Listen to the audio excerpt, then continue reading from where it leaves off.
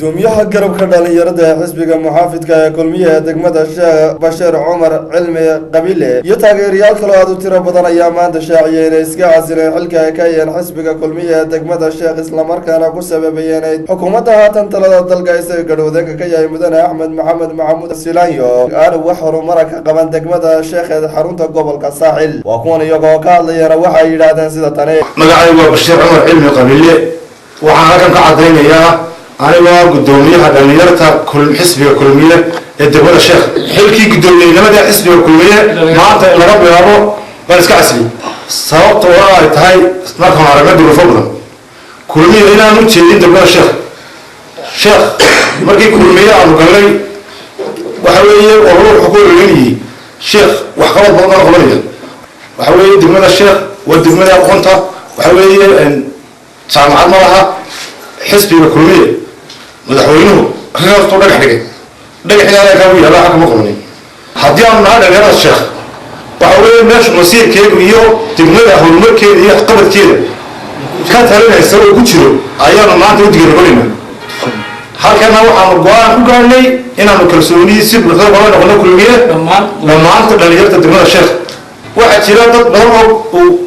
وقبل كي مع هذا الشيخ مع هذا وأكمله مركز سلام وحليا أديكم مسؤول أنا إن المعطى واحد magacaygu maxamed ibraahim axmed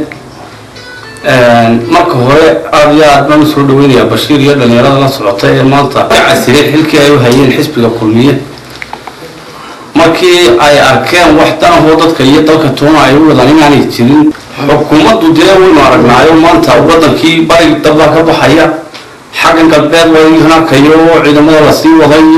awdal sida loo fogeeyay iyo halkay taagan waynu aragnaa حاكوا دلنيرادي دالك قفكي hadlay laha sida ka daayay in la xixirayo oo la iskaga gubayo jeerasha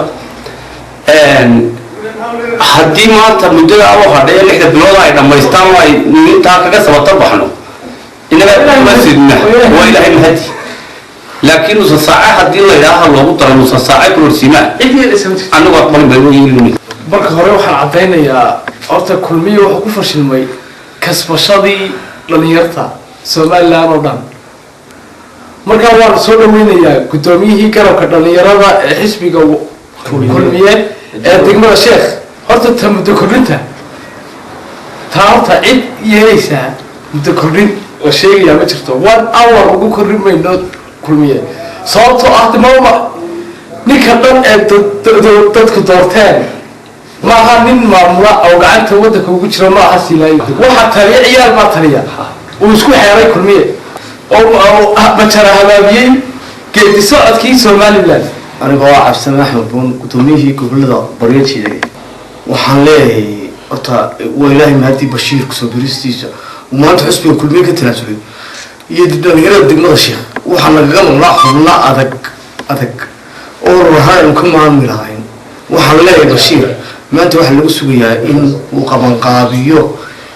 halkii loo digo rigolna ee mas'uuliyadda dhalinyarada asiga sabahaade silsilada gudoomiyaha degmada Sheekh ee garabka dhalinyarada ee xisbiga muxaafidka ee kulmiye ayaa salka ku haysa ka dhagaadayay xukuumadda haatan talada dalka ee jamhuuriyadda Soomaaliland ay ka dhagaadaygtay wuxuu qabashada degmada Sheekh waa Maxamed Ali Axmed Kaabe wararka telefishinka madaxa bannaan ee Bulsha TV magaalada Sheekh